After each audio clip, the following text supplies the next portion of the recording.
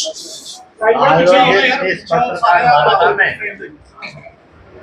आप सब भाई और बहनों का, पत्रकार बंधुओं और भगिनी का मैं तहे दिल से स्वागत करता हूँ। मैं कुछ बात कहता हूँ, उसके बाद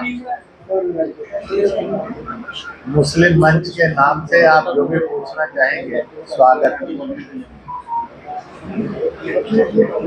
पहलगाम की घटना यह दरिंदगी की चरम सीमा है।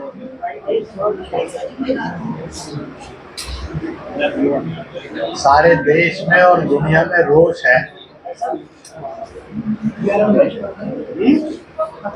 और इस रोष में से भारत ने भी कई मजबूत कदम उठाए हैं। जनता ने भी खूब ताकत के साथ इसकी निंदा करते हुए आतंकवाद और आतंकी को, पाकिस्तान और पाकिस्तानी को सबक सिखाने के लिए भरपूर मांग भी की है। मैं एक नई मांग कही है या पुरानी है, जो आतंकवाद और आतंकी को सदा सबक सिखाने के लिए है, वो पहले आपके सामने कहता हूं। सब लोग बोलते हैं, आप बोली हुई लिखी हुई बात को बताते हैं कि आतंकवादी का कोई मजहब और दीन नहीं होता, धर्म नहीं होता, वो तो शैतान की शक्ल होता है। फिर प्रश्न 35-40 साल से चला आ रहा है, तो उसके लिए नमाज अदा क्यों होती है? जैसे नमाज अदा होती है तो इस डिक्लेरेशन की धज्जियां उड़ जाती हैं, क्योंकि नमाज अदा होते ही तय हो जाता है कि इसका मजहब है, मजहब लेस नहीं है। तो मजहब नमाज नहीं होनी चाहिए। दूसरा, उसके जनाजे में लोग जाते हैं, तो जनाजे में जाना तय कर देता है कि उसका मजहब है। उसके साथ उसको कब्र मिलती है, तय हो जाता है कि ये उसका मजहब है।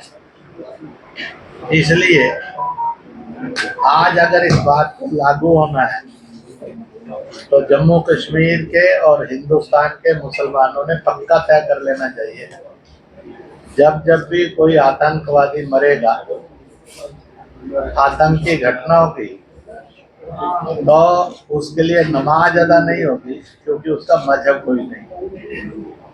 उसके जनाजे में नहीं जाएंगे, क्योंकि उसका मजहब नहीं है। उसको जगह नहीं मिलेगी, क्योंकि उसका मजहब नहीं है।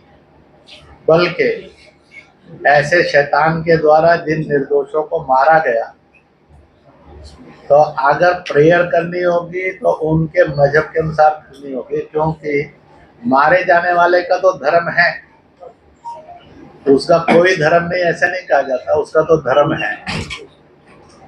और जब वो इंसान है और निर्दोष है तो उसके जनाजे में भी जाना चाहिए और उसको उसकी क्रिया के अनुसार अंतिम संस्कार भी करना चाहिए।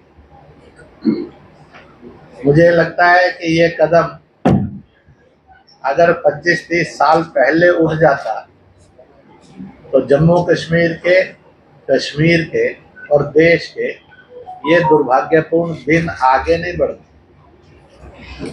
परंतु आज मैं आप सबसे ये प्रार्थना करूंगा, इस बात को पूरी ताकत से जन जन में, जब हमने ये स्वीकार कर लिया है कि वो विदाउट एनी रिलीजन है, तो फिर वैसा आचरण भी होना चाहिए।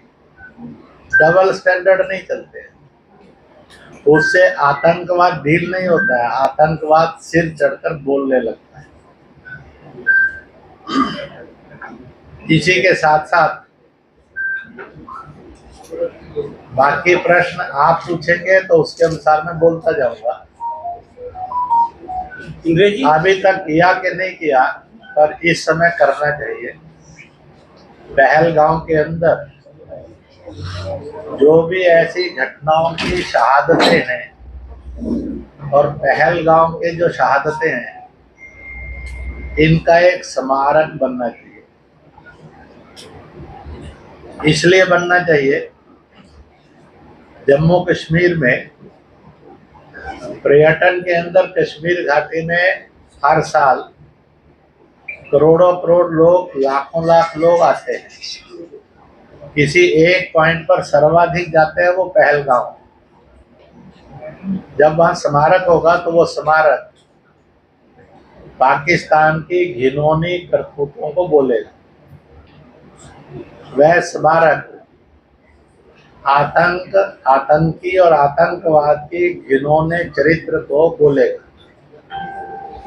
छोटे बच्चे को और बड़े बुजुर्ग को, किसी भी जाति दल मजहब का होगा, उसमें नेशन फर्स्ट नेशन लास्ट आएगा कि इन्होंने नेशन के लिए और धर्म के लिए बलिदान दिया है।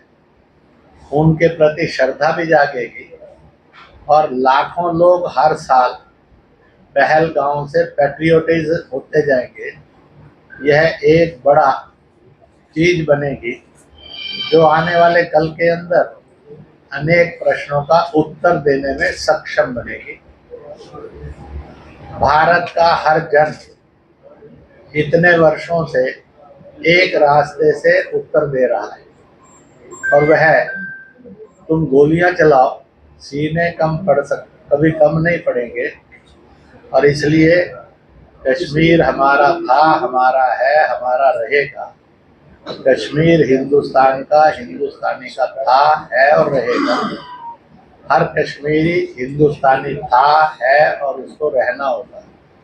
जम्मू कश्मीर के लोग भी पहले हिंदुस्तानी हैं, हिंदुस्तान के लोग भी हिंदुस्तानी पहले हैं, बाद में उनकी जाति जुबान आती है, दल आते हैं।